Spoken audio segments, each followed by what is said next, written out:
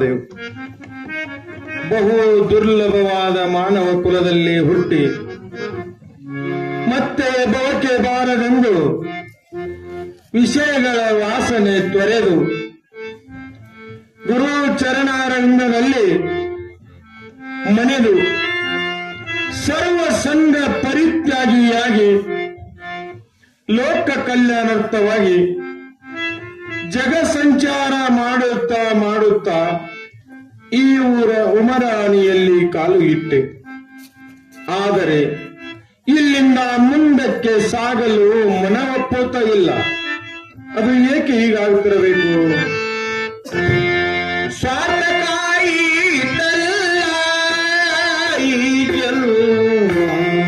ಸ್ವಾರ್ಥಕಾಯಿ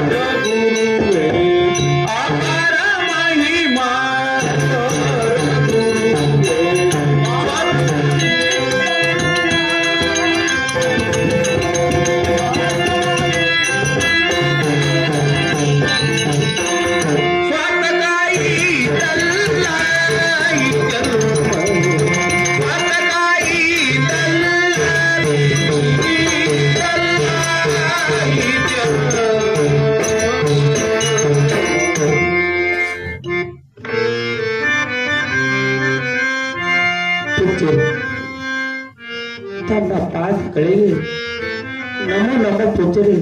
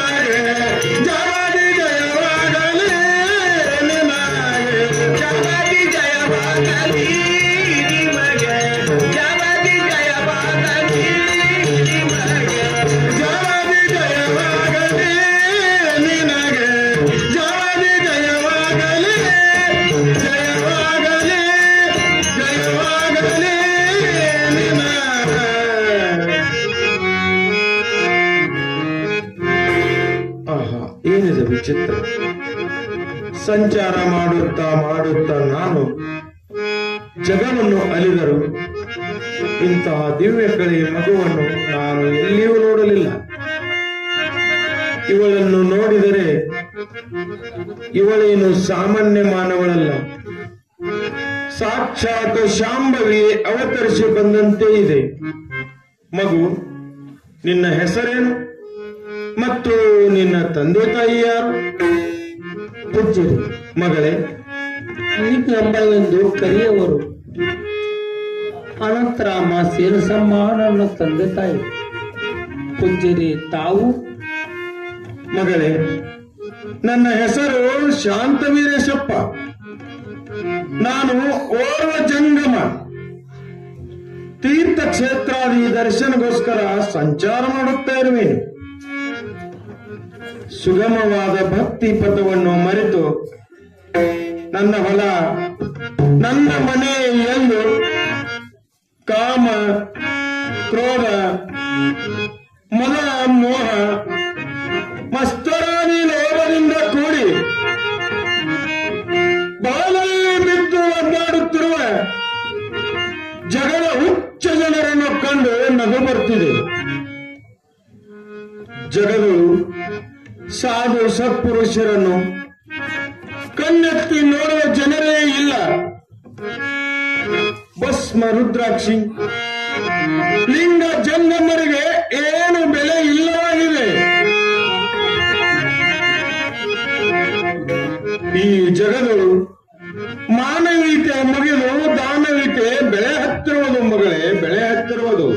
ಪೂಜ್ಯರೇ, ಮಗಳೇ, ಭಸ್ಮ, ರುದ್ರಾಕ್ಷಿ, ಬಿಲ್ಲು ಮೇಮೆ ಬಾಳವೆಂದು ಶಿವರಾತ್ರಿ ಮೇಮೆಯಲ್ಲಿ ಹೇಳಿರವರು ಅದು ಹೇಗೆ ಪೂಜ್ಯರೇ?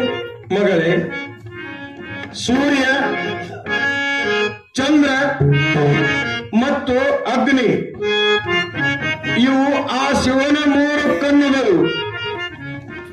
ಸೂರ್ಯನಿಂದ 12 ರುದ್ರಾಕ್ಷಿ, ಚಂದ್ರನಿಂದ 16 ರುದ್ರಾಕ್ಷಿ ಮತ್ತು ಅಗ್ನಿಯಿಂದ 10 ಕಪ್ಪು ರುದ್ರಾಕ್ಷಿ ಹುಟ್ಟಿದವು. ಶಿವನ ತ್ರಿನೇತ್ರನಿಂದ ಪಂಚಭೂತಗಳು ಹುಟ್ಟಿದವು. ಅವುಗಳಿಂದ ಭಸ್ಮ, ಕಸೀತ, ವಿಭೂತಿ, ಕ್ಷಾರ ಮತ್ತು ರಕ್ಷ ಎಂಬ ಪಂಚಭಸ್ಮ ನಿರ್ಮಿತಗೊಂಡವು.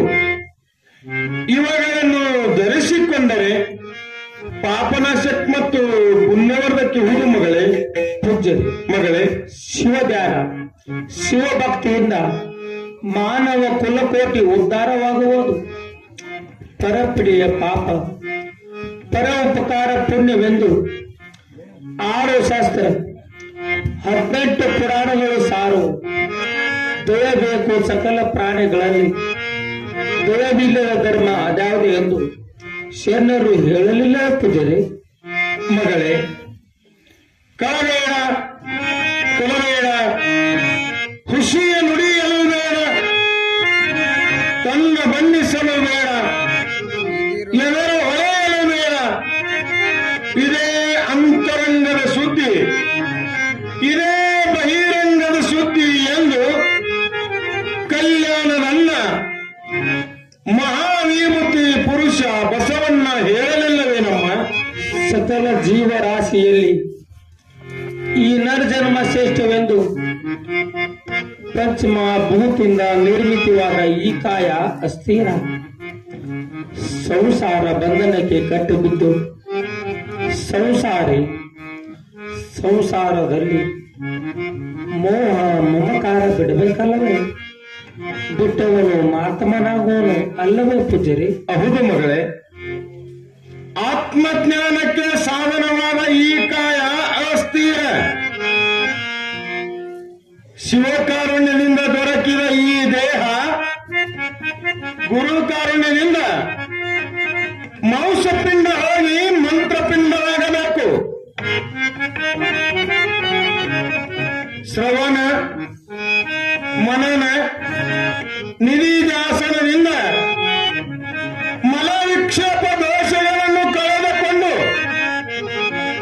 ವಿವೇಕ ವೈರಾಗ್ಯಯುಕ್ತ ಸಮಾಧೀಶದ ಸಂಪತ್ತನ್ನು ಗಳಿಸಿಕೊಂಡಂತಹ ಮುಮುಕ್ಷು ಶ್ರೋತ್ರಿಯ ಬ್ರಹ್ಮನಿಷ್ಠ ಗುರುವಿನಿಂದ ತತ್ವಮಸಿ ಮಹಾವಾಕ್ಯದ ಅರ್ಥದ ಶ್ರವಣ, ಅರ್ಥದ ಮನನ, ಅರ್ಥದ ನಿಧಿಧ್ಯಾಸನದಿಂದ ತಾನೇ ತಾನಾದ ಪರಬ್ರಹ್ಮ ಸ್ವರೂಪದ ಅರಿವಾಗುವುದು. ಮಗಳೇ, ಪೂಜ್ಯರಿ, ಮಗಳೇ, ಇಂದಿನ ದಿನದ ಸ್ನಾನ ಪೂಜಾದಿ ಕರ್ಮಗಳು ಮತ್ತು ಪ್ರಸಾದ ನಮ್ಮ ಮನೆಯಲ್ಲಿ ಸ್ವೀಕರಿಸಬೇಕೆಂಬ ಪ್ರಾರ್ಥನಾ ಪೂಜೆಗೆ ಹೀಗೆ ದಯಮಾಡಿಸಿ ಪೂಜೆಗೆ. ಆಗಲಿ ಅಮ್ಮ. ಮಗು, ನೀನು ಹೇಳಿದಂತೆ ಇವತ್ತಿನ ಸ್ನಾನ ಮತ್ತು ಪ್ರಸಾದ ನಿಮ್ಮ ಮನೆಯಲ್ಲೇ ನಡೆಯಮ್ಮ. ಮಗು, ನಾವು ಹೋಗುತ್ತಾ ಹೋಗುತ್ತಾ ಶಿವನಾಮವನ್ನು ಜಪಿಸ